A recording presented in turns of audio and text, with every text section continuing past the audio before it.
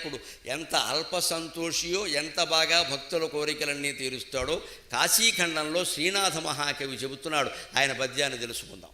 కాశీఖండంలో వినాయకుడిని ప్రత్యేకంగా కాశీలో వినాయకుడికి ఒక పేరుంది, డుంఠి వినాయకుడు అంటారు. ఆ శబ్దం రాయడం కూడా కష్టం.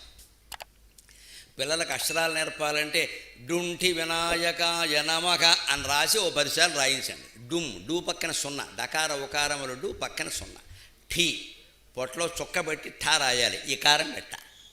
ఏనికమోము భూమియ వహించి చెరించుచునుండు, ఏనికమోము భూమియ వహించి చెరించుచునుండు, కామధుగ్ధేనువు డుంటి కాశిని ఇది తెల్లము, ఏనికమోము భూమియ వహించి చెరించుచునుండు, కామధుగ్ధేనువు డుంటి కాశిని ఇది తెల్లము, వెలుపుగిడ్డి కానుచో ఈనునెమో అక్షతర్ణకమును ఇచ్చునే కాంక్షిత దుగ్ధధార, వేలుపుగిడ్డి కానిచో ఈనునెమో అక్షతర్ణకమును ఇచ్చునే కాంక్షిత దుగ్ధధార, దూర్వా నవపల్లవావళుల వైచిన మాత్రన నవపల్లవావళుల వైచిన మాత్రన భక్త కోటికిన్. ఎంత అందమైన భాష శ్రీనాథుడిది. శ్రీనాథుడు పద్యం రాస్తే ఏనుగు తొండం ఎత్తినట్టుగా ఉంటుంది, లేదా కుక్క తోక ఊపినట్టు పద్యాలు రాయడం శ్రీనాథుడికి తెలియదు. ఎందుకో తెలుసా? ఆయన భోజనం అలా చేసేవాడు. మంచి కవులు, మంచి సంగీతవేత్తలు, మంచి రసజ్ఞులు, మంచి నాయకులు ఏర్పడాలంటే తిండి పుష్టిగా ఉండాలమ్మా. ఇంత బాక్స్ సెట్టి పంపిస్తే కుదరదు. ఇక్కడ శ్రీనాథుడు భోజనానికి కూర్చుంటే బంగారపు పళ్ళెంలో పెట్టాలి, పెడితే, లేకపోతే అట్టాకులో పెట్టాలి. ఈ స్టీల్ పళ్ళెలు ఉండవు అక్కడ. ఆయన ఒప్పుకునేవాడు, తీసే యథవసంతాన్ని. తినేటప్పుడు హాయిగా తినాలి. శ్రీనాథుడు భోజనం ఎలాగంటే శుభ్రంగా అరిటాకు వేసుకుని ఆయన కావలసిన పదార్థాలన్నీ వేసుకుని వెన్నపూస ఉందా అని అడిగేవాడు, వేసుకుని తినేవాడు. వెన్నపూస రాయబట్టే వెన్నలాంటి పద్యాలు రాసేది. ఏనికమోము భూమియ వహించి చరించుచునుండు, కామధుగ్ధేనువు డుంఠి కాశిని. కాశీలో డుంఠి వినాయకుడు అనే ఒక విగ్రహం ఉంటుందండి, దేవుడు ఉన్నాడు. మీరు చూశారా? ఆయన నిజానికి ఏదో మీరు మామూలు అనుకుంటున్నారేమో, ఏనుగు మొహం పెట్టుకుని అలా ఉన్నాడు, కానీ అది కామధేనువు అన్నాడు. ఆయన ఏనుగు మొహంతో ఉన్న మామూలు దేవుళ్ళ మీకు కనబడుతున్నాడు, కానీ ఆయన మామూలు వ్యక్తి కాదండి. స్వర్గంలో ఉండే కామధేనువే కాశీలో డుంఠి వినాయకుడు రూపంలో ఉంది అన్నాడు. ఎప్పుడు కవిత్వం అంటే ఎలా ఉంటుంది అంటే గొప్ప ఊహ ఉండాలి, దాన్ని తర్కంతో సమర్థించాలి. తర్కం లేని ఊహ పనికిరాదు. అలాగే కేవల తర్కం ఉంటే శాస్త్రం అవుతుంది, కవిత్వం కాదు. తర్కానికి మంచి ఊహ జోడించాలి. ఇక్కడ శ్రీనాథుని ఊహ ఏమిటి అంటే వినాయకుడు కాదు కామధేనువు. అది ఊహ, అది నిజం కాదుగా. వినాయకుడే, కామధేనువే. ఈయన ఏం చేస్తున్నాడు? ఉపమాలంకారం ద్వారా, రూపకాలంకారం ద్వారా కలిపేసి ఆయన వినాయకుడు కాదండి, సాక్షాత్తు కామధేనువే. ఇది ఆయన ఊహ. ఇప్పుడు ఏం చేయాలి? సమర్థించాలి. అందుకే ఏమంటున్నాడు ఆయన? వేలుపుగిడ్డి కాని నాడి ఈనునే మోక్షతర్ణకము. అది నిజంగా వేలుపుగిడ్డి అంటే తెలుగు మాట. పైన కామధేనువు అని వాడాడు. కావ్యాల్లో పద్యాలు చదివితే పిల్లలకి ఎంత భాష వస్తుందో చూడండి. పైన కామధుగ్ధేనువు అని వాడాడు. కామధేనువు అంటే తెలిసింది. కింద ఏమన్నాడు? వేలుపుగిడ్డి అన్నాడు. వేలుపు అంటే దేవతలు, గిడ్డి అంటే ఆవండి. వేలుపుగిడ్డి అంటే దేవతల ఆవు, కామధేనువు అంటే కామధేనువుకి పర్యాయ పదం వేలుపుగిడ్డి. వెనక ఎవరన్నా కవులు బాగా కీర్తనలు చేసేటప్పుడు ఎవరన్నా ఒక ఊళ్ళో రెడ్డి గారు బాగా దాన ధర్మాలు చేశారనుకోండి, దాన ధర్మాల రమణారెడ్డి సాక్షాత్తు వేలుపు గిడ్డి అనేవారు. ఎందుకు డీ కింద డావత్తు రావాలి ఇక్కడ. మరి అలా పొగడాలి అంటే భాష తెలియాలి కదా. భాష తెలియకపోతే ఎలా పొడుగుతావు? డీ కింద డావత్తు చాలా వాటిలో వస్తుంది, ఇక్కడ పనికిరాదు. ఇక్కడ ఏది సరిపోతుందో ఆ పదమే వాడాలంటే భాష తెలియాలి. అందుకని వేలుపు గిడ్డి అనగానే ఇదేంటంటే ఆయన ఏదో గిడ్డి అన్నాడు అనేవాడు. పక్కన తెలుగు మాస్టర్ ఒక గిడ్డి అంటే అయ్యి బాబు బ్రహ్మాండంగా అన్నాడు. ఆయనకి 1000 అంటే 10,000 ఇచ్చేయండి అనేవాడు. అది లౌక్యం, డబ్బులు సంపాదించుకునే విధానం అది. నిజంగా డబ్బు లేదని నువ్వు అనుకుంటే సంపాదించుకోవాలంటే 100 రూపాయలు ఉన్న ఎవరిని పొగడాలో వాడిని పొగిడితే ఎకరం పొలం రాసేస్తాడు. గొడవలు ఇంకా వాడికి ఆ దురదుంది, మనకి దురదుంది, అంతే లెక్క. మరి ఏడుస్తూ కూర్చుంటే డబ్బులు వస్తాయా? ఆయన ఊహ ఏమిటి అంటే కామధేనువు, వినాయకుడు కాదు. కామధేనువు గడ్డి తింటుంది, అంతే కదా. దూడని ఇంతుంది. వినాయకుడు గడ్డి తింటున్నాడా, దూడని ఇంతున్నాడా? కామధేనువు అని ఎలా అంటావు? చూసుకో, నేనే అబద్ధం చెప్పాలా. వెలుపుగిడ్డి కానినాడు ఇచ్చునే ఈనునే మోక్షతర్ణకము. కామధేనువు మామూలు దూడని ఈనితే వినాయకుడు తన భక్తుడికి మోక్షం అనే దూడని ఈని కానుగ్గా ఇస్తున్నాడండి. మరి ఆయన కామధేనువు కాకపోతే ఎవడు అన్నాడు. అయితే కామధేనువు పాలిస్తుందయ్యా, వినాయకుడు కూడా పాలిస్తున్నాడా? అదే తర్కం. అంటే కామధేనువు పాలిస్తుంది, వినాయకుడు పాలిస్తున్నాడా? ఈచునే కాంక్షిత దుగ్ధధార. భక్తులు ఏ కోరిక తీరిస్తే ఆ కోరికను ఇస్తున్నాడు అంటే అది క్షీరధార కాదా అని అడిగాడు.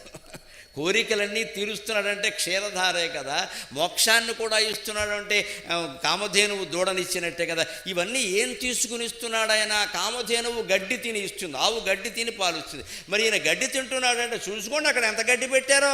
గరిక పూజ ఆయనకి చాలా ఇష్టం. అందుకే దూర్వానవ పల్లవావళుల వైచిన మాత్రన లేత గరికి పోచలు 4 పట్టుకొచ్చి అక్కడ పారేస్తే ప్రజల కోరికలు తీరుస్తున్నాడు, మోక్షం అనేటువంటి దూడనిస్తున్నాడు. ఇటువంటి వినాయకుడు కామధేనువు కాకపోతే ఎవరవుతారు అన్నాడు ఆయన.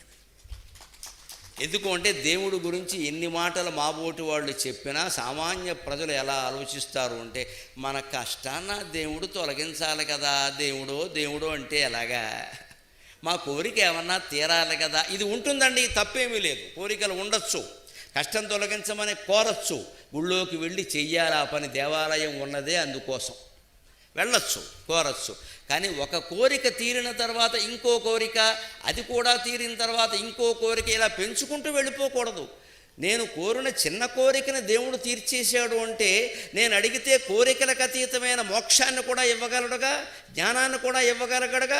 అదే అడుగుదాం, ఇదెందుకు అనే జ్ఞానం రావాలి తప్ప డబ్బు ఇచ్చాడు కదా అని పదవి అడిగి ఇచ్చాడు కదా అని ఇంకా పెద్ద పదవి ఇస్తే ఆయన ఏం చేస్తాడు? ఆ పెద్ద పదవిలోకి వీడు వెళ్ళి ప్రమాణ స్వీకారం చేశాక సాయంత్రం వీడిని లేపేస్తాడు, నమశివాయ. ఎందుకంటే నువ్వు లేపొద్దని అడగలేదుగా అంటాడు ఆయన. మనకింత తెలివి ఉంటే దేవుడికి ఎంత తెలివి ఉంటుందండి? నువ్వు పదవి ఇమ్మని అడిగావు కానీ పదవిలో ఎక్కువ కాలం ఉండాలి అని అడగలేదు కదా, మర్నాడు లేపేస్తాడు. ఎందుకంటే వాడికి ఆ పదవి యోగ్యత లేదు, కేవలం దేవుడు దైవంలో వచ్చింది, వాడు అందులో ఉండడానికి యోగ్యుడు కాదు, లేపేస్తాడు. అంటే దేవుడి దగ్గరికి వెళ్ళి అనవసరంగా కోరికలు పెంచుకోకూడదు. మనకి ఏదైనా కష్టం వచ్చిందండి, భయపడ్డాం, కోరాం, అది తీరిన వెంటనే అంత పెద్ద కష్టం ఊళ్ళోకి వెళ్ళి దండం పెట్టుకోగానే ఓ మొక్కగానే తీరిపోయింది అంటే దేవుడు ఉన్నాడు అనడానికి ఇది ప్రత్యక్ష సాక్ష్యమేగా, ఇంకేమైనా చెప్పాలా? అటువంటి దేవుణ్ణి కామధేనువు లాంటి వాడిని పెట్టుకుని నేను వాడు కొడుతున్నాడు, వీడు తిడుతున్నాడు, వాణ్ణి చూడు, వీణ్ణి చూడు, ఎంతకాలం అడుగుతామండి ఇవన్నీ? వాని కొట్టు మనచు, వీని తిట్టు మనచు, వేడుకొంటి నీకు విసుగు పుట్ట. వాని కొట్టు మనచు, వీని తిట్టు మనచు, వేడుకొంటి నీకు విసుగు పుట్ట. ఎవరినేమియనక అమ్మా ఈ చూపుతో నీదు పాద నఖములకొక పదును పెడుదో. నేను మా అమ్మవారి దగ్గర చెప్పిన పద్యం ఇది ఎప్పుడో 10 ఏళ్ల క్రితం. చెక్క బొమ్మ గోడ మీద వేలాడుతుంటే నేను చెప్పా, ఆ రోజు నుంచి నా కష్టాలు, దుఃఖాలు, భయాలు అన్నీ పోగొట్టింది, అన్నీ వెనకాలుండి ఆవిడ చూసుకుంటుంది. అమ్మా నాకు ఏదైనా కోపం వస్తే వాడు నేను ఏదో అన్నాడు నువ్వు తిట్టు, వాడు నేను ఏదో అన్నాడు వాడిని కొట్టు అని నీకు చెప్పానమ్మా, నాకు విసుగొచ్చింది. ఈ డిప్యుటేషన్ కార్యక్రమం ఏంటి ఇక్కడ? వాణ్ణి వీణ్ణి కొడ్డానకా నువ్వు ఉన్నది ఇక్కడ? వాని కొట్టు మనచు, వీని తిట్టు మనచు, వేడుకుంటే నీకు విసుగు పుట్ట. ఎంతకాలం కొడుతావురా ఈ కోరికలని? నీకు కూడా విసుగు వచ్చిందమ్మా, అందుకని ఇంక నేను ఆ కోరికలు కోరను. ఏం చేస్తాను? ఎవరిని మీయనక, నన్ను ఎవరు తిట్టినా సరే, దూషించినా సరే, విమర్శించినా సరే, రకరకాల కక్ష పెట్టుకుని మాట్లాడినా సరే, దుష్ప్రచారాలన్నీ చేసినా సరే అవన్నీ నీకు సమర్పిస్తా. సర్వం శ్రీ పరమేశ్వరార్పణ వస్తు. ఆయన చూసుకుంటాడు ఖచ్చితంగా. ఎవడికి ఏం చెప్పాలో అది చెప్పేస్తాడు. ఎన్ని రకాల ప్రచారాలు జరిగినా రావలసింది రానే వచ్చింది. జాతీయ స్థాయిలో గౌరవం జరిగిందంటే అమ్మవారి దైవానుగ్రహం.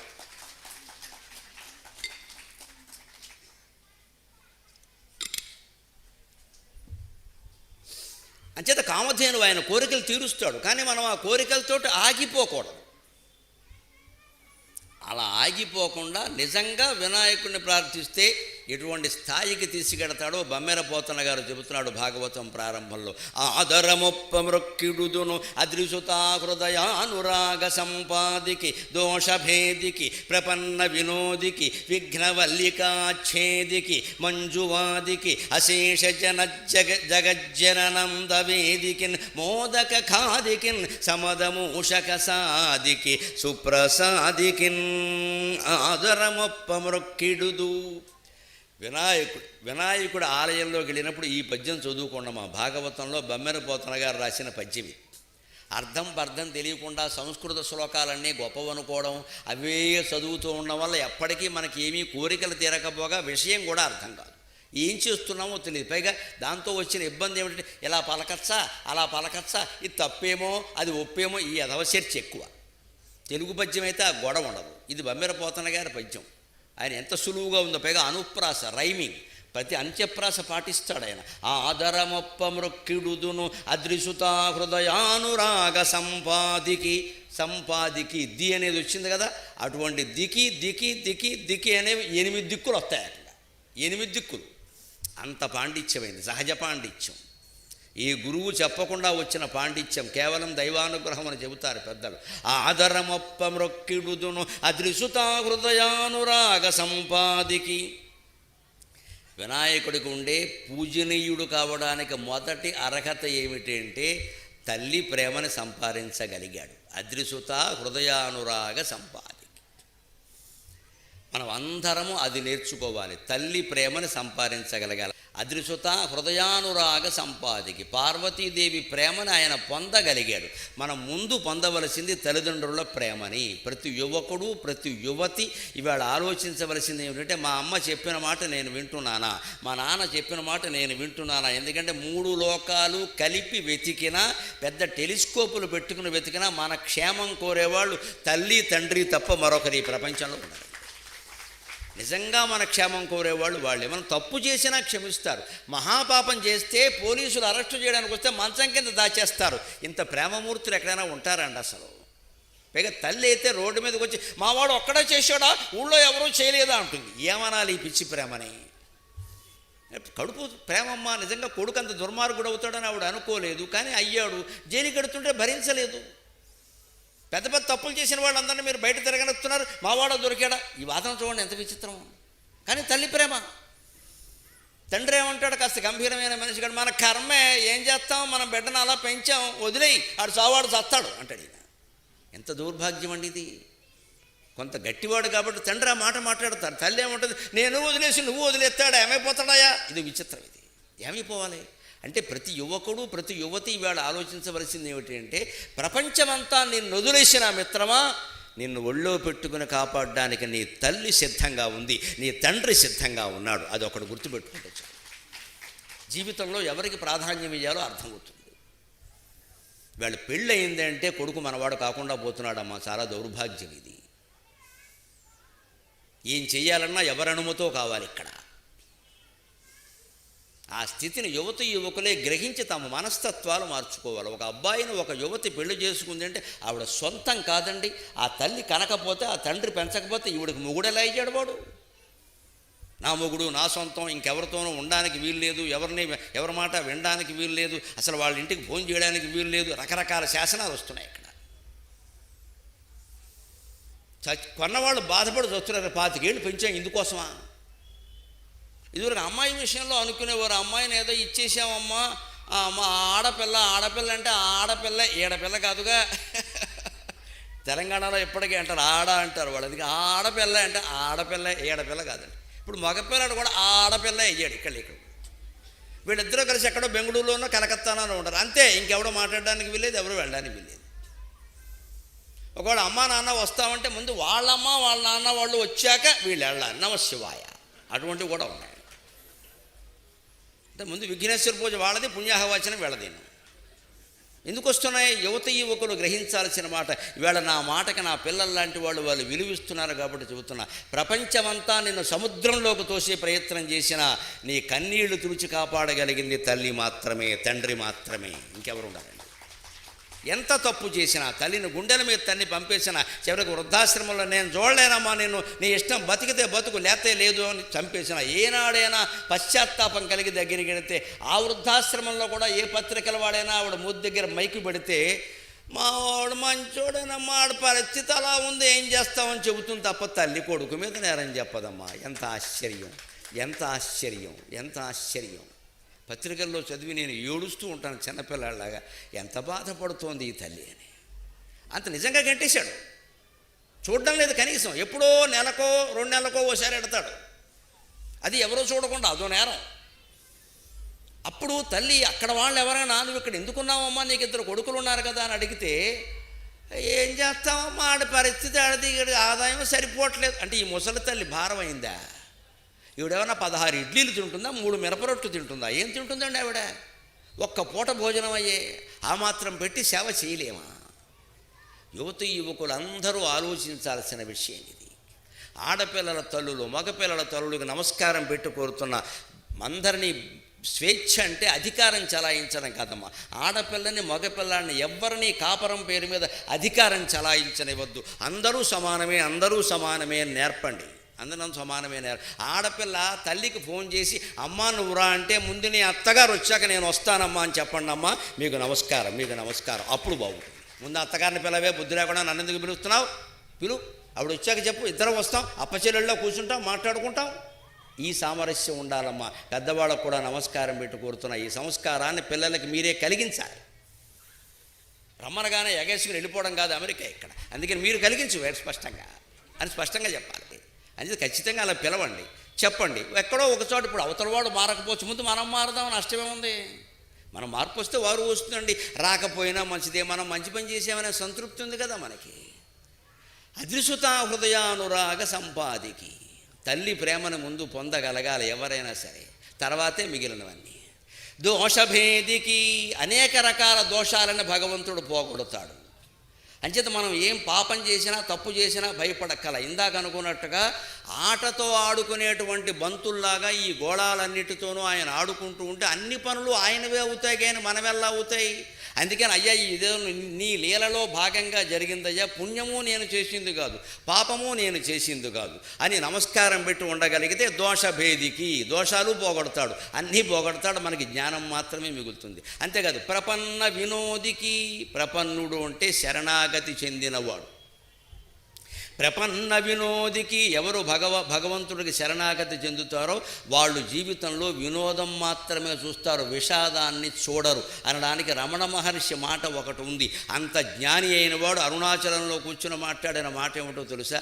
భగవంతునికి శరణాగతి చెందిన వాడి ప్రాక్తన కర్మ ఫలములు వానికి అనుకూలముగానే ఉండును కానీ ప్రతికూలముగా ఉండవు అన్నాడు ఆయన. ఎంత గొప్ప మాటో చూడండి. నిజంగా మనం నమ శివాయ, నమో నారాయణాయ, శ్రీమాత్రే నమః ఇలా ఏదో ఒక నామాన్ని నిరంతరం స్మరిస్తూ మనం శరణాగతి చెంది ఉండి నేను అనేదాన్ని మర్చిపోయే ప్రయత్నం చేస్తే అది ఎంత పుణ్యాన్ని మనకు కలిగిస్తుంది, ఎంత మనశ్శాంతిని ఇస్తుంది అంటే, ఒకవేళ పూర్వజన్మల్లో ఎక్కడో మనం ఏమైనా దోషాలు చేసి ఉన్నా వాటి ఫలితాలు మనకు అనుభవించాల్సిన అవసరం ఉన్నా అవి మనకు అనుకూలంగా మారిపోతాయి తప్ప ప్రతికూలంగా మారవు. అంటే ఒకవేళ ఏదైనా ప్రమాదం జరిగి ఇంట్లో మంచం మీద ఉండిపోవలసి వచ్చినా చివరికి మళ్ళీ సెలవు మానుకుని ఉద్యోగంలో చేరేనాటికి నువ్వు ఆ 3 నెలలు ఇక్కడ లేకపోవడమే మంచిదయ్యా బాబు, నువ్వు బతికి బయటపడ్డావు, ఎందుకంటే ఆఫీస్ మీద ఎవడో బాంబేశాడు అంటాడు ఎవడో వచ్చి. ఆ బాంబేసిన సమయంలో మనం కాలు విరిగిపోయి ఇంట్లో ఉండముందే మనకి మేలే చేసింది. నిజంగా అక్కడ ఉంటే మనం కూడా పోయేవాళ్ళం ఖచ్చితంగా, అక్కడ లేకపోబట్టే బతికం. అందుకని ప్రాక్తన కర్మఫలాలు కూడా మనకు అపకారం చేయకుండా ఉండాలి అంటే నిరంతరం మనస్సులో భగవంతుని స్మరించాలి. ప్రపన్న వినోదికి, విఘ్నవల్లికాచ్ఛేదికి, ఆటంకాలు ఎలాంటివంటే తీగల్లాంటివి. వల్లి అంటే తీగ, కప్రచేయం చేరితే చిన్నదే అని అర్థం. అంచేత వల్లిక అంటే చిన్న తీగ, అంటే చిన్న తీగల్లాగే ఉంటాయి కానీ అల్లుకుపోయిన చోట గమనించండి, దాన్ని విడదీయడం చాలా కష్టం అవుతుంది. ఉపనయనం అయ్యి యజ్ఞోపవీతం ధరించే వాళ్ళకి బాగా తెలుసు. యజ్ఞోపవీతాన్ని సరిగ్గా తీసుకుని మధ్యలో ఇలా ముడి సరిగ్గా వేసుకోకపోతే శ్రావణ పూర్ణిమ నాడు యజ్ఞోపవీతం తీసామనుకోండి, అందులోంచి 16 చిక్కులు పడిపోతుంది, సాయంత్రం వరకు రాదు, పూర్ణిమ వెళ్ళిపోయింది. చిన్న విషయం ఇది. చిన్న చిక్కులు పడ్డం అంటే చిన్న అల్లికలే, అవి ఒక దారంలో ఇలా ఇల్లుకుపోయాయి అనుకోండి, సరిగ్గా తీయలేదనుకోండి, మనం అసలు పెట్టేటప్పుడే దాన్ని ఇలా పొడుగ్గా పెట్టి మళ్ళీ ఇలా పెట్టి జాగ్రత్తగా మధ్యలో చిన్న పొల్ల అడ్డం పెట్టి ఏదో చేయలేదనుకోండి, సమయానికి తీయలేము సరిగ్గా. ఆ చిన్న చిక్కుముడి చాలా ఇబ్బంది అయిపోతుంది. అందుకని అటువంటివే విఘ్నాలు, మనకు వచ్చే విఘ్నాలు మహాటంకాలకు విఘ్నవల్లికాచ్ఛేదికి. ఆటంకాలు చిన్న చిన్న తీగల్లా వచ్చి చుట్టుకుంటాయి. అటువంటి వాటికి కూడా ఆయనే పరిష్కారాన్ని చూపిస్తాడు. విఘ్నవల్లికాచ్ఛేదికి మంజువాదికి ఎప్పుడూ మనస్సు నిర్మలంగా ఉండేలాగా ఆనందంగా మాట్లాడతాడు. అశేష జగజ్జననంద వేదికిన్ అందరు జనులు ఆనందంగా ఉండాలి అని కోరుకుంటాడు. అశేష జగజ్జననంద వేదికిన్ ఆయనకు కులభేదం లేదు, మతభేదం లేదు, ప్రాంత భేదం లేదు, స్త్రీ పురుష భేదం లేదు. కొన్ని పండుగలకి మనకు కొన్ని నిబంధనలు ఉన్నాయి. వీరే వ్రతం చేయాలి, వీరే నోము చేయాలి, వీరే ఆబ్దికం పెట్టాలి, వీరే కర్మకాండ చేయాలి. ఇలాగ మంచికి చెడ్డకి కొన్ని ఉన్నాయి. వినాయక చవితికి ఏ నిబంధనలు లేవు. ఆబాల గోపాలం వినాయకుడిని పూజించవచ్చు. వాటికి తెలియదు, కానీ తెలిస్తే జంతువులు పూజ చేసినా ఆయన అనుగ్రహిస్తాడు. అభ్యంతరం ఎలా తెలుసుకుంటే. అంటే చిన్నపిల్లలను కూడా మనం వినాయక చవితి పూజలో కూర్చోబెడతాం. పెద్దవాళ్ళు ఎలాగో కూర్చుంటారు. అందుకని అశేష జగజ్జననంద వేదికిన్ మోదకాదికిన్ సమదమూషక సాదికి సుప్రసాదికిన్. మోదకాదికిన్ అంటే లడ్డూలు, కేవలం ఉండ్రాళ్ళు పెడితే చాలు ఆనందిస్తాడు. ఎందుకు ఉండ్రాళ్ళు కాలంలో తెలుసుకోవలసిన మాట. వినాయక చవితితో ఉండ్రాళ్ళు మానేయకండి దయచేసి.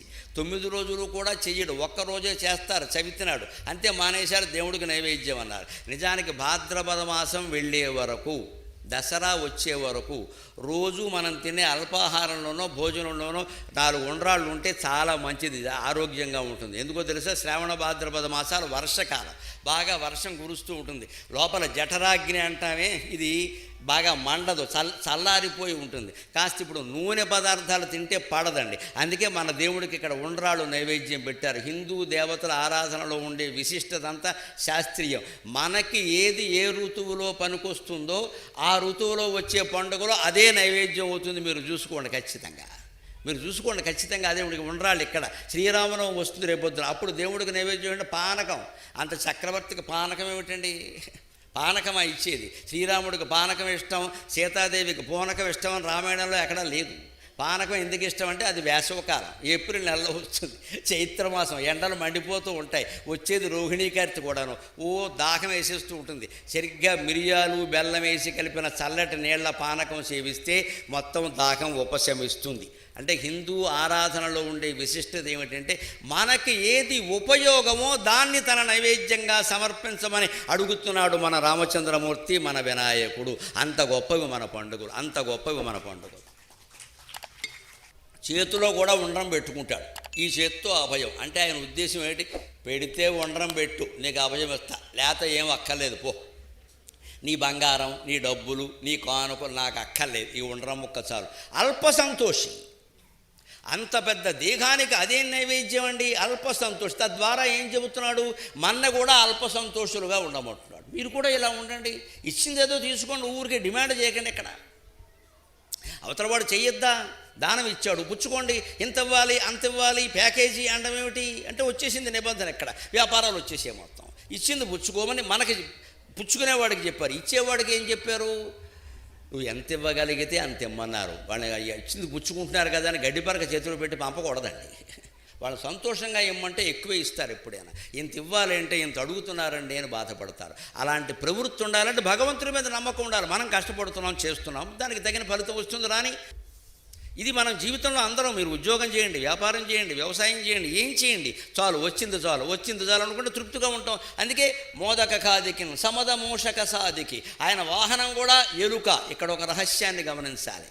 ఆ ఎలుకకు ఓ పేరుంది. వినాయకుడు వాహనం కేవలం ఎలుక అంటే అది జాతిరీత్యా ఎలుక, కానీ దాని పేరు ఏమిటో తెలుసా? అనింద్య. సంస్కృతంలో అనింద్యుడు. అనింద్యుడు అనే పేరు కలిగిన వాడు వాహనం అవడం ఏంటండి? లోకంలో అనింద్య అంటే ఎవరు? ఎవ్వరి చేత ఎప్పుడూ వేలెత్తి చూపింపబడని వ్యక్తి. అలాంటి వాళ్ళు మనలో ఉంటారా అసలు? ముఖ్యంగా ధనవంతుడైతే చాలు ఎవడో ఒకడు తిడతాడు. శ్రీమాన్ అజననింద్యశ్చ అని యోగ వాసిష్ఠంలో చెబుతారు. జమీందారు అయితే చాలు అయిన వాళ్ళు తిడతారు, కాని వాళ్ళు తిడతారు. బంధుమిత్రులు ఎందుకు ద్వేషిస్తారు అంటే ఎవడికే ఎడికింత ఆస్తుంటే మాకు ఎప్పుడైనా అప్పడిగినా ఇవ్వలేదంటారు. ఇచ్చామనుకోండి తిరిగి ఇవ్వరు. అలాగని బంధుమిత్రులందరికీ మనం అప్పులు ఇస్తూ పోతే తిరిగి ఇవ్వరు. పైగా ఏమంటారు? ఇవ్వకపోగా వాడికి బోల్డ్ ఉందా, మేము ఎగ్గొట్టిన 10 లక్షలు 10,000 ఎక్కువైపోయింది. ఇన్ని ఎవడెగ్గొట్టమన్నాడు అసలు? ఎగ్గొట్టేస్తాడు. ఎగ్గొట్టేసి బోల్డ్ ఉంది ఇక్కడ, వాళ్ళ అబ్బాయి బోల్డ్ ఆస్తి తగలేసాడు, అదంతా చూసుకోమను, మన 10,000 ఆ గొడవంతా నీకెందుకయ్యా? ఆయన దగ్గర అప్పు తీసుకున్నా ఇవ్వాలి కదా. ఇదే డబ్బున్నవాడు పడే కష్టాలు. అలాగని ఎవరికి ఏమి ఇయ్యలేదనుకోండి, పిసిని కొట్టండి ఊరికే పోతాడో అని పోతాడు ఇక్కడ. అందుకే యోగ వాసిష్ఠంలో చెప్పారు, శ్రీమాన్ అజన నింద్యశ్చ, నువ్వు ధనవంతుడు అయితే నీకు నిందలు తప్పవు. శూరశ్చ అవికథనః అన్నారు. నువ్వు వీరుడు అయితే, ఏదైనా రంగంలో గొప్పవాడు అయితే పొగడ్తలకి పొంగిపోకూడదు. సాధారణంగా పొగడ్తలకి పొంగిపోతారు ఖచ్చితంగా. పొగడ్త గురించి ఒక మాట ఉంది, పొగడ్త చెవిటి వాళ్ళకు కూడా వినపడుతుంది. నింద బాగా చెవులు ఉన్న వాళ్ళకు కూడా నింద వినపడదు, కానీ పొగడ్త చెవిటివాడికి కూడా వినపడుతుంది. రెండు చెవులు వినపడకపోయినా సరే ఏదో అన్నావు మళ్ళీ అను అంటే కొంచెం వినపడింది, ఎందుకంటే అది పొగడ్త. అదే ఓ సలహా అనుకోండి నచ్చదు, పొగడ్త అయితే నచ్చుతుంది. అంచేది పొగడ్తకి లొంగిపోని వీరుడు, లోకనిందకి గురి కాని శ్రీమంతుడు ఉండరు అన్నాడు ఖచ్చితంగా. ఎందుకని అంతేకాదు మనకు డబ్బు ఉంది, ఏదో కాస్త పాండిత్యం ఉంది, లేదా ఏదో బలం ఉంది అంటే నిందలకు కూడా సిద్ధంగా ఉండాలి, తప్పదు ఇది. అందులో ఇవాడు సోషల్ మీడియా వచ్చాక పరిస్థితి మారిపోయింది. ఎవరు అందరి చేతుల్లో తలో ఫోన్ ఉంది, ఎవడో ఏదో కామెంటరీ చేస్తూనే ఉంటాడు. దానికి ఒకే ఒక ఉపాయం ఏమంటే, తెలుగులో ఒక సామెత, ఊరుకున్నంత ఉత్తమం లేదు, బోడుగుండంత సుఖం లేదన్నారు. అంచేతను అంత అల్ప సంతోషేన సమద మూషక సాధిక. అనింద్య అంటే ఏం చెప్పుకున్నాం, ఆ వాహనం పేరు ఎలక పేరు అనింద్యుడు అంటే ఎవ్వరి చేత నిందింపబడని వాడు. మనం కూడా జీవితంలో ఎవ్వరూ వేలెత్తి చూపించే అవకాశం లేకుండా సాధ్యమైనంత నిజాయితీగా ఉండగలిగితే భగవంతుడికి వాహనం కాగలుగుతాం. అగో స్వచ్ఛమైన చరిత్ర కలిగిన వాడు, ఆయన గురించి ఎవరేమంటే కానీ ఆయన ఏమిటో నాకు తెలుసు అని భగవంతుడు మనకు వచ్చే జన్మలో ఆ ఎలక జన్మ ఇస్తాడమ్మా. వినాయకుడికి వాహనం కావడం కంటే, పరమశివుడికి వాహనమైన నందీశ్వరుడు కావడం కంటే, శ్రీ మహావిష్ణువుకు వాహనమైన గరుత్మంతుడు కావడం కంటే ఇప్పుడు మనం ఎత్తిన జన్మలు ఏమైనా గొప్ప జన్మలా? ఇక్కడ మన గురించి ఎవడన్నా చెప్పుకుంటాడా? అందుకని మూషక సాధికి సుప్రసాదికిన్ అటువంటి వినాయక స్వామికి మనం నమస్కారం చేస్తూ మరొక దివ్యమైన పద్యాన్ని చెప్పుకుందాం ఒక క్షణంలో. మనం నిన్న శుక్లాంబరధరం చెప్పినప్పుడు చెప్పుకున్నాం ఒక మాట, వినాయకుడు కేవలం శివపార్వతుల కుమారుడు మాత్రమే కాదు, సృష్టికి మూలమైనటువంటి దైవాన్నే గణాధిపతిగా చెప్పారు. ఈ ఏనుగు ముఖంతో ఉండడం, ఎలక వాహనంగా ఉండడం, ఇదంతా శివపార్వతుల కుమారుడుగా ఎత్తిన ఒక అవతారం. ఆయన్ని ఎప్పుడు ఎవరు పూజించారో దూర్జుడు చెబుతున్నాడు చాలా ఆశ్చర్యకరంగా. సర్గస్థిత్యపకారకర్మ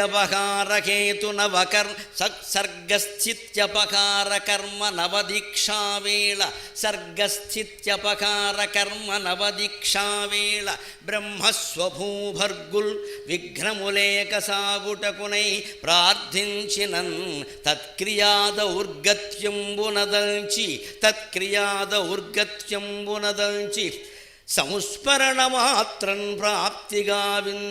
సంస్మరణ మాత్రం ప్రాప్తిగావించు దృంనిర్గచ్చత్యవితాకదంబు కొలుతున్ నిత్యంబు హేరంబునిన్. సర్గ స్థితి అపకార కర్మ. సర్గ అంటే సృష్టించడం, స్థితి అంటే దాన్ని నడిపించడం, అపహారము అంటే అపహరించడం. సరిగ్గా ఈ మూడు చేసేవారు ఎవరండి? బ్రహ్మ విష్ణు మహేశ్వరుడు. సర్గ స్థితి అపహారం అంటే అపహరణం. శివుడు అపహరణం చేస్తాడు అంటే ఏదో నాశనం చేస్తాడు అనుకోకుండా పొరపాటు. శివుడు సంహారకర్త కాదు. సంహారం అనేదానికి నాశనం అని అర్థం కాదు. మనం మామూలుగా ఎవరైనా సంహరించారు అంటే లోకంలో చంపేశారని అర్థం ఉంది. నరకాసుర సంహారం ఆ మాటలు ఉన్నాయి. కానీ సంహారం అనే మాటకి ఇంకో మాట ఏమిటో తెలుసా? ముడివెయ్యడం. సంస్కృతంలో వేణీ సంహారం అనే నాటకం ఉంది. వేణీ సంహారం అంటే కథ ఏమిటి? ద్రౌపది జుట్టు ముడివేస్తాడు భీముడు. ఆవిడ ప్రతిజ్ఞ చేసింది కదా, దుశ్శాసనుని చంపి ఆ నెత్తురు నా జుట్టుకు రాస్తే తప్ప నేను ముడి వేసుకోనని ప్రతిజ్ఞ చేసింది కదా. అందుకని భీముడు దుశ్శాసనుని చంపి ఆయన గుండెలు చీల్చి ఆ నెత్తురు చేతులతో ద్రౌపది అంతఃపురానికి వెళ్ళి ఆ కేశపాశానికి ఈ నెత్తురు ఇలా అంటిస్తాడు. అప్పుడు ఆవిడ ముడి వేసుకుంటుంది. దాన్ని ముడి వేశాడు, జడ ముడి వేశాడు. కాబట్టి భట్టభానుడు వేణీ సంహారం అని రాశాడు. అంటే జడ ముడివేయుట సరిగ్గా శివుడు చేసే పని అది. నాశనం చేయడండి. నాశనం చేసేవాడు దేవుడు ఎలా అవుతాడు? ముడివెయ్యడు అంటే సృష్టికి ప్రారంభంలో తస్మాదాకాశ సంభూతక ఆకాశాద్వాయు వాయోరగ్ని అగ్నేరాపక అద్భ్య పృథివ్యామోషధయక ఓషధీభ్యో అన్నం సవాయేష పురుషో అన్నరసమయక అని చెబుతారు ఖచ్చితంగా. సృష్టికి మూలంలో ఉన్నది ఒక అద్వితీయమైన పదార్థం భగవత్ తేజస్సు. దాని ఉంది ఈ కారణం వల్ల ఆ కారణం వల్ల. తస్మాద్వా ఏతస్మాత్ ఆకాశ సంభూతక, ఆకాశం పుట్టింది, ఆకాశం నుంచి నీరు పుట్టింది, నీటి నుంచి అగ్ని పుట్టింది, ఆకాశం నుంచి వాయువు పుట్టింది, వాయువు నుంచి అగ్ని పుట్టింది, అగ్ని నుంచి నీరు పుట్టింది, నీటి నుంచి భూమి పుట్టింది, భూమి నుంచి మొక్కలు అవి పుట్టాయి, ఆ మొక్కల ఆహారంగా తీసుకుని సమస్త జీవులు పుట్టాయి, ఆ సమస్త జీవుల్లో మానవుడు పుట్టాడు. ఇది సృష్టి ఏర్పడిన విధానం అని వేదం చెప్పిన మాట. ఇది సైన్స్ కూడా అంగీకరించిన మాట. పంచభూతాలు లేకుండా సృష్టి ఉందని ఎవరు చెప్పరు ఇక్కడ. ఆ పంచభూతాలు ఎలా పుట్టాయో అలాగే మళ్ళీ వెనక్కి ముడేసుకుంటూ వెళ్ళాలి. అంటే ఈ భూమికి ప్రళయం అంటే సముద్రం పొంగిపోతుంది. ఇప్పుడు ప్లాస్టిక్ బాగా పెరిగితే జరగబోయే పరిణామం అదే. ముందుంది ముసళ్ళ పండగ. ప్లాస్టిక్ బాగా పెరిగిపోతే జరగబోయే పరిణామం అదే. అందుకే కాస్త లోకానికి మనము ఆదర్శంగా ఉండాలని ఇక్కడ నేను ఇప్పుడే 3-4 ఏళ్లుగా ఇలాంటిదే పెట్టుకు తిరుగుతున్నా. ప్లాస్టిక్ సీసాలు మానేశాను నేను కూడా. ఇది మరి ఇక్కడ కనపడుతూ ఉంటుంది, అందరికీ మనం పాటిస్తే అందరూ పాటిస్తారు. మీరు వీలైనంత ప్లాస్టిక్ వినియోగాన్ని తగ్గించవలసిందే. మనం స్వచ్ఛందంగా ఆచరించకపోతే ఎవరేం చేయలేరండి, చట్టాల వల్ల అయ్యేది కాదు అది. కానీ మనమంతా మనమే అనుకోవాలి ఎంత తగ్గించగలం. అనేక రకాల వాయువుల రూపంలో ప్లాస్టిక్ వెళ్ళిపోతుంది, మనలో క్యాన్సర్కి కారణం అవుతుంది. ఇలాంటి ప్రళయం వచ్చినప్పుడు ఏం జరుగుతుందో ఏం పెద్ద యుద్ధమే ఉండదండి. చుట్టూ సముద్రం ఉంది కదా, సముద్రం మధ్యలో భూమి కదా, పైగా 75% సముద్రం, 25% భూమి. అంటే భూమి ఏం చేస్తుంది, సముద్రం ఏం చేస్తుంది, అంతే గప్చిప్, ఎక్కడ దొంగలు అక్కడే అయిపోయింది లెక్క. చుట్టూ ఉన్న నీటి మట్టం ఓసారి పెరిగి ఇలా అయింది అంటే అయిపోయినట్టే. అదే సాగరఘోష కావ్యంలో చెప్పాను నేను, సముద్రం చేసి చెప్పించే బెదిరింపు కింద. బిడ్డ నుడిని చుట్టి ప్రేమించు తల్లినై సాకుచుంటినెప్పుడు సాక్షి నగుచు.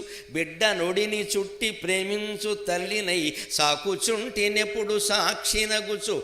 పొడమి చుట్టుముట్టి పుట్టి ముంచుటయన్న, పొడమి చుట్టుముట్టి పుట్టి ముంచుటయన్న, క్షణము చాలు నాకు రణము లేదు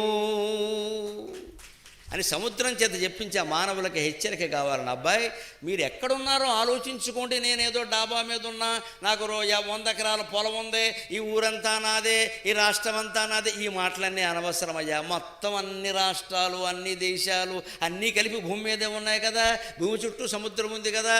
అందుకని సముద్రం ఒడిలో ఉన్న భూమి ఎలాంటిది అంటే తల్లి ఒడిలో ఉన్న బిడ్డ లాంటిది. ఆ సముద్రం కరుణించినంత వరకే భూమి మిగులుతుంది. తల్లే బిడ్డని చంపేదలుచుకుంటే ప్రపంచంలో కాపాడేవాడు ఎవడైనా ఉంటాడా? సాధ్యమా? ఎవరిని నమ్మని బిడ్డ తల్లిని నమ్ముతుంది. తండ్రి కంటే కూడా తల్లి మీద ఎక్కువ నమ్మకం ఉంటుంది. ఆ తల్లే గనక దానికి ఏవో పిచ్చెత్తినట్టు అయిపోయి జరుగుతుంది, చూస్తున్నాం కదా పత్రికల్లో. రకరకాల కారణాలుగా బిడ్డను చంపేయాలని కూడా ఇక రక్షించగలిగేవాడు ఎవడు లేడండి ఇక్కడ. అలాగ తల్లి చంపేసే పరిస్థితి తెచ్చుకోకుండా నేను సముద్రాన్ని మీ అందరికీ తల్లిని, మధ్యలో ఉన్నారు మీరు, ఒక్కసారి పొడమ చుట్టుముట్టి పుట్టుముంచుటయన్న. పైకి ఇలా సముద్రపు నీటి మట్టం 2 అడుగులు పెరిగి డామ్ అందంటే ముందు మునిగిపోయేది కాకినాడ, తర్వాత మేము మానవని ఇక్కడ మనం కొంచెం ఆలస్యంగా వస్తుంది. ఇక్కడ కాకినాడ ముందు వెళ్ళిపోతుంది. హైదరాబాద్లో క్షేమంగా ఉంటాం, అందుకని అక్కడికి వెళ్ళిపోయాను. మరి ఇక్కడ ఉంటే ఏదో సముద్రం వచ్చేస్తుంది కదా, మరి రాదని ఏమైనా ఉందా? అంచేత ముంచే తెలుసుకుంటే ఒక క్షణం అంటే రణము లేదు, ఈయనకు యుద్ధము బేరీ ఏమి ఉండదు ఇక్కడ, అయిపోయినట్టే. అంచేత మనం పర్యావరణాన్ని కాపాడుకుని తీరాలి. అందుకే మనకి ఇందాక కలెక్టర్ గారు చెప్పినట్టుగా వాయు దేవుడు, అగ్ని దేవుడు, భూదేవి, వరుణ దేవుడు, వీటిని మొత్తం సద్వినియోగం చెయ్యాలి. మీరు హోటల్లో గడితే చిన్న సీసాయే తెప్పించుకోండి, పెద్ద సీసా తెప్పించుకోవడం, ఓ చుక్క తాగడం, వదిలేయడం, మిగిలినంతా ఏమైపోవాలి, అది పట్టుకెళ్ళి బయట బారేస్తారు. వీలైనంత ప్లాస్టిక్ వాడకం తగ్గించాలి. ఇళ్లల్లో పర్వాలేదు, కాస్త శుభ్రంగా ఉండి గ్లాసులు కడుక్కుని స్టీల్ గ్లాసులు వాడుకోండి. ప్రతిదానికి చొక్కకో గ్లాసు అని ప్లాస్టిక్ గ్లాసులు వాడితే మొత్తం నాశనం అయిపోతుంది. అలాగే విందులు వినోదాలు జరిపినప్పుడు ఖచ్చితంగా అరిటాకు భోజనాలు ఏర్పాటు చేయండి. ప్లాస్టిక్ పళ్ళాలు పెట్టే ప్రయత్నం చేయకండి. అరిటాకులు ఎక్కడ బారేసినా ఇబ్బంది లేదు. గ్లాసులు సహా అన్నీ ఇప్పుడు కొత్త రకం పదార్థాలు వస్తున్నాయి, పర్యావరణ హితంగా ఉండేవి, ఎకో ఫ్రెండ్లీ అంటారు. అవి పాటిస్తే కాస్త బాగుంటుంది. వినాయకుడు పండుగ సందర్భంగా ప్రత్యేకంగా చెప్పుకోవలసిన మాట. అలాంటి అపహారంలో శివుడు సృష్టిని ముగించేటప్పుడు, ఉపసంహారం చేసేటప్పుడు ఈ భూమిని సముద్రంలో కలుపుతాడు, భూమిని సముద్రాన్ని కలిపి అగ్నిలో కలుపుతాడు, అగ్నిని భూమిని సముద్రాన్ని కలిపి వాయువులో కలుపుతాడు, ఈ 4ంటిని కలిపి ఆకాశంలో కలుపుతాడు, ఆకాశాన్ని తనలో కలిపేసుకుంటాడు. ఆయన వ్యోమ కేశుడు, ఆయన కేశపాశమే ఆకాశం అన్నారు. అలా సృష్టి మొత్తం ఉపసంహారం. ఈ 3 ప్రక్రియలు చేసేటప్పుడు వీళ్ళ ముగ్గురు వినాయక ప్రార్థన చేశారట. బ్రహ్మస్వభూ భర్గుల్, బ్రహ్మదేవుడైనా సరే, స్వభూ అంటే విష్ణుమూర్తి, విష్ణు సహస్రంలో ఉన్నమాట. స్వయంభూ శక్తిరాదిత్యక పుష్కరాక్షో మహాస్వనక, స్వయంభూ అదే స్వభూ అని వాడాడు దూర్జని. ఇక్కడ తన నుండి తాను పుట్టినవాడు విష్ణుమూర్తి. బ్రహ్మకి తండ్రి విష్ణువు, విష్ణువుకి తండ్రి లేడు. అలాగే శివుడికి కూడా తల్లిదండ్రులు లేరు. శివాలయంలో మీరు కళ్యాణం చేస్తే సదాశివ పరబ్రహ్మ మనవడు, పరమేశ్వర పరబ్రహ్మ మనవడు, అలాగేమో కాలకంఠ శర్మ గారి కొడుకు అయినటువంటి ఏదో రామలింగేశ్వర స్వామి అంటారు. ఈ 3 శివుడి పేర్లే, వేరే పేర్లు ఎక్కడ ఉన్నాయి? ఆయనకి శివుడు స్వయంగా పుట్టాడు. విష్ణుమూర్తి అయినా అంతే, కళ్యాణం చేస్తే అంతే. అలాగా భగవంతుడు కాబట్టి ఆయన బ్రహ్మ విష్ణువు మహేశ్వరుడు చేసినప్పుడు బ్రహ్మస్వభూ భర్గులు విఘ్నము లేక సాగుటకున్నాయి. ఈ సృష్టి నిర్విఘ్నంగా సాగాలి కాబట్టి వినాయక ప్రార్థన చేశారట. అంత గొప్పవాడు వినాయకుడు. బ్రహ్మ విష్ణు మహేశ్వరుల కంటే ముందు ఉన్నవాడు. ఆదౌ పూజ్యో గణాధిప కాదు, ఆదౌ స్థిత గణాధిపక. మొదట్లో ఉన్న దేవుడే ఆయన. వెంటనే ఆయన అలా సాగించడం కోసం సంస్మరణ మాత్రం ప్రాప్తి గావించు, నన్ను స్మరిస్తే చాలు ఏ విఘ్నాలు ఉండవన్నట్ట. ఇంత అల్ప సంతోషి దేవుడు ఎవరికి దొరుకుతాడండి? మన తెలుగు వాళ్ళకి తప్ప. వినాయక చవితి పండుగని ఉత్తర దేశంలో తిలక్ అనే మహానుభావుడు స్వాతంత్రోద్యమ సందర్భంలో ప్రవేశపెట్టి ఉద్యమంలా చేశాడు. కానీ మన తెలుగు వాళ్ళలో ఒక గొప్పతనం ఏమిటంటే, మనం దేన్నైనా నెత్తికి ఎత్తుకున్నామంటే దాన్ని మొత్తం విపరీతం చేసేస్తాం. ఇంకా అనుమానం లేదు. ఇంకా ఎందుకంటే శబరిమల భక్తుల్లోనూ మనవాళ్లే ఎక్కువ, షిరిడీసాయి భక్తుల్లోనూ మనవాళ్లే ఎక్కువ. ఆ దేవుడు ఏ రాష్ట్రంలో ఉన్నాడు, ఆ గుడి ఎక్కడుంది, ఈ ఆదాయం అంతా ఏమవుతుంది మనకు అనవసరం. ఎక్కడైనా సరే మనమే ఎక్కువ ఉండాలి, అంతే లెక్క. అయ్యప్ప భక్తుల్లో కేరళ వాళ్ళకంటే మనవాళ్లే ఎక్కువ, షిరిడీసాయి భక్తుల్లో మరాఠీల కంటే మనవాళ్లే ఎక్కువ. అలాగే దేనికి మంచికి చెడ్డగా అన్నిటికీ మనమే ఉంటాం. విశాల హృదయం మంచిదే కానీ మరీ మన తెలుగు భాష నాశనం అయిపోయేంత విశాల హృదయం మంచిది కాదండి. అది ఒక్కటి కాస్త గుర్తించండి. ఇతర భాషల్ని ప్రేమించవచ్చు కానీ కన్న తల్లిని చంపుకుంటాడా ఎవడైనా? అంత అతి చేసేయకూడదు. అలా కాస్త పరిమితి పాటిస్తే అన్నీ బాగానే ఉంటాయండి. అందుకని తిలక్ గారు పెట్టిన పండుగ అక్కడ బాగా చేయాలి కదా, చేస్తారు. అంతకంటే కూడా ఎక్కువగా 9 రోజులు అవసరమైతే 90 అడుగుల విగ్రహాలు కూడా పెట్టి ఓవర్ యాక్షన్ చేసేసి బాగా ఏదేమైనా మాకు అనవసరం, మా పందిరే అని ప్రత్యేకమైన అనుమతులు కూడా తెప్పించేసేసి బాగా ఆర్భాటం చేసే లక్షణం ఉంది కదా. అంటే ఏ ఆచారాన్నైనా సరే హిందూ ఆచారాన్ని ప్రేమించి పాటించడంలో తెలుగు వాళ్ళని మించిన వాళ్ళు లేరు ఖచ్చితంగా. శ్రీరామనవమి కూడా మన దగ్గర జరిగినంత హడావిడి అయోధ్యలో జరగదండి బాబు. నిజంగా మన దగ్గరే అసలు ప్రతి ఊళ్ళో పందిరే. పైగా కులానికో రాముడు, ఎంతమంది రాముళ్ళు!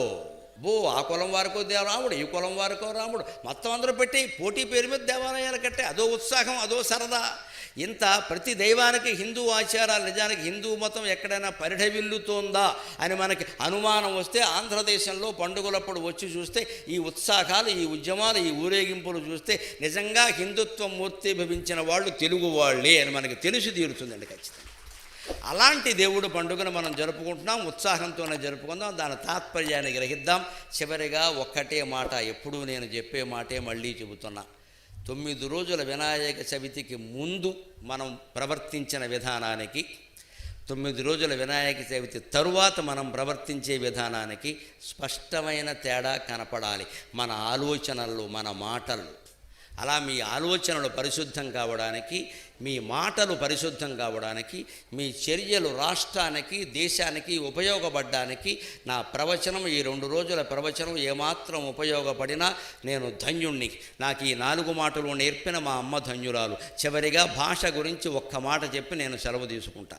ఇంటనేనియు బయటనేని మాటాడుచో తెలుగులో మాత్రమే పలుకవలయు, ఉత్తరముల తెలుగు ఉద్యోగముల తెలుగు చేవ్రాలు తెలుగులో చేయవలయు, మార్కుల కొరకునై మారు భాషలు మాని తెలుగు భాష పఠించి తీరవలయు, ఆంగ్లము లేనిచో అన్నమే లేదను పిచ్చి ఆలోచనలు వీడవలయు, ఆంగ్లము లేనిచో అన్నమే లేదను పిచ్చి ఆలోచనలు వీడవలయు, తల్లి తెలుగు తల్లి భరతధాత్రి పొంగ నీతి పద్యములొక 10 నేర్వవలయు, మనము మన కొరకయి మన మనుగడకయి చేయవలెనివి ఇకనైనా చేయవలయు.